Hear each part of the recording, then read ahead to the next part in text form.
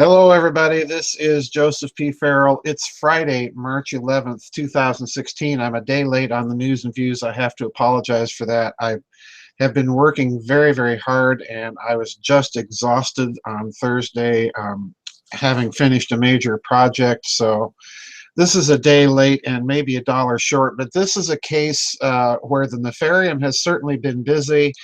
And it may be a case of one part of the Nefarium telling another part of the Nefarium to shut up already. Okay. This is a really interesting story. And at first, I didn't believe it when many people shared it with me, and I had to do some digging around, but it is, in fact, true. On March 7th, the Russian government foreign ministry actually issued a statement addressed to Pyongyang, to North Korea. And the language in this is so strong and so no messing around about it. But I suspect that there's a huge geopolitical context for Russia's statement, and we're going to get into that. I'm going to be reading here from the RT version of the story. There are other versions of the story out there, a lot of them in American sources, I think, kind of perhaps misinterpreting them. So I'm going to use the Russian media service here and pretty much read most of this very short article to you because it forms the backdrop for what I think may be going on in the wider geopolitical context. Here we go. This is RT, and the article is titled "Russia Condemns Unprecedented U.S.-South Korea War Games for Pressuring Pyongyang." All right. Now that's Russia's headline. That's Russia's today's headline. And notice that in the Russian version, they're directing their comments toward the United States and South Korea for these big war game exercises that are being held in South Korea. All right. But the way the American media is spinning it is that this is a Russian warning directly to North Korea. So listen very carefully. Quote, large-scale defense drills being conducted by the U.S. and South Korea are an alarming attempt to put military and political pressure on North Korea, Russia's foreign ministry said, while also criticizing Pyongyang's reaction to the exercise. Quote, the development of the situation on the Korean peninsula and around it is causing growing concern, unquote, the ministry said in a statement on Monday. Despite being pre-planned, the U.S.-South Korean exercise is, quote, unprecedented in its scale and the number and types of weaponry being deployed, unquote. On Monday, some 15,000 American troops and 300,000 South Korean servicemen commenced the annual drill, which is aimed at testing the military's readiness to counter a North Korean threat. Pyongyang threatened the U.S. and South Korea with, quote, preemptive nuclear strikes of justice, unquote, over the joint drills. The military drills caused outrage in Pyongyang, however, which described the exercises as, quote, nuclear war moves, unquote, and threatened its rivals with, quote, preemptive nuclear strikes, unquote. And now the Russian Foreign Ministry, quote, naturally, North Korea as a state, which is directly referred to as the object of such military activity, can have rational concerns over its security, unquote, Moscow stressed. But, quote, Russia has repeatedly publicly declared its opposition to such manifestations of military and political pressure on Pyongyang, unquote, it added. However, the foreign ministry also condemned North Korea for its reaction to the drills, which, quote, can't be considered valid. In other words, they're just drills, guy, so relax, okay? Now, here's the meat of the statement, quote, we consider the threatening statements to carry out some kind of preventive nuclear strikes against their opponents absolutely unacceptable.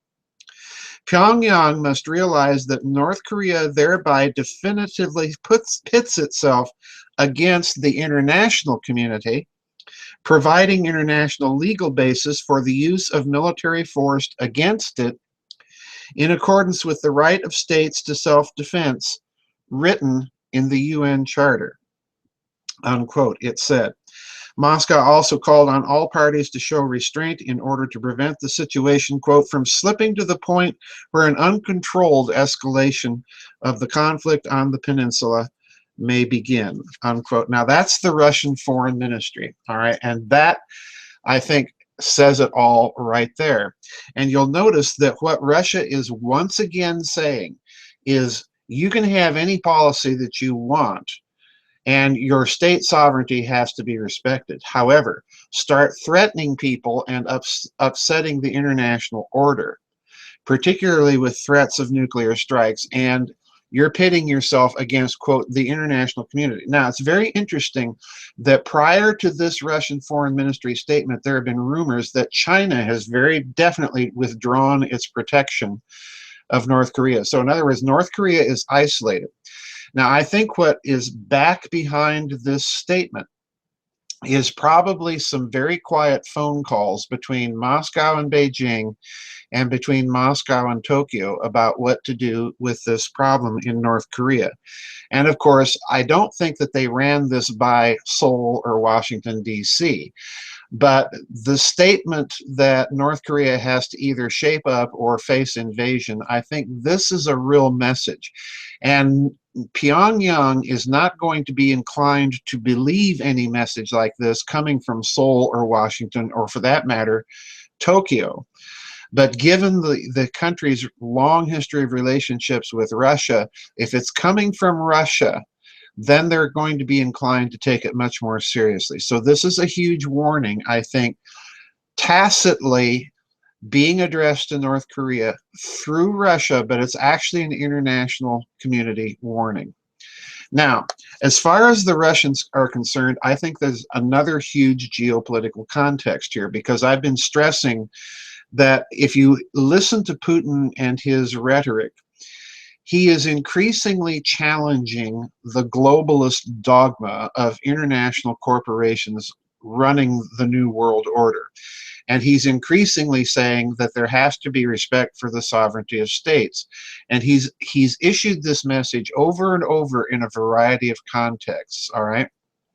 I think there's a wider message here than to just North Korea. I think the geopolitical context is Russia is saying and sending the same message to Saudi Arabia, to Turkey, and of course to Pakistan. Pardon me. What I'm calling the Sunni alliance, all right? I think Russia is sending big, huge geopolitical, pardon me, geopolitical messages here, simply because the message has been consistent out of Moscow, and that is respect for the international community and the sovereignty of nation states. And they're pushing this, please note, they're pushing this because this is a hallmark of the UN Charter itself. This, in other words, Russia is using that institution that was pushed at the end of World War II, largely by the United States and the Western powers. Russia's using that charter now against the Western geopolitical unipolarism that's been coming out of Washington. So this is a huge message. I think it's a message of the international community to Pyongyang. I do think that there probably is tacit and quiet Chinese and Japanese agreement with it, and probably the reluctant agreement of Washington and Seoul. Pyongyang is not going to believe a message like this unless it comes from Moscow.